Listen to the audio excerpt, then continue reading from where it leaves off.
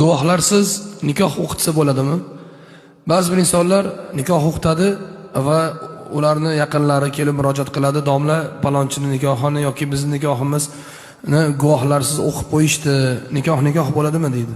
Azizlar, Hanafiy mazhabida, ya'ni bizning mazhabimiz Hanafiy mazhab. Hanafiy mazhabida nikohda topiladigan shartlar ijob, qabul, kelinni bag'ishladim, kuyovni qabul qildim degan gapi va mana shu gaplarni ikkita guvoh eshitishligi kerak.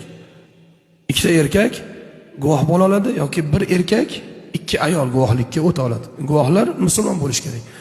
Dalil: fastashidu shahidayn min rijalikum fa in lam yakuna rajulayn fa rajulu wa imra'atan mimman tardawna min ash-shuhada.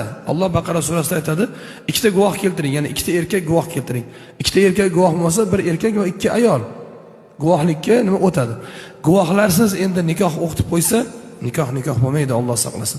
Va bu ishni qilgan insonlar nikohlarini boshqatdan o'qitishlari, ya'ni nikohni boshqatdan o'qitishlari lozim bo'ladi. Boshqatdan mahr va boshqatdan nikoh o'qitadilar. Guvohlarsiz nikoh o'qitsa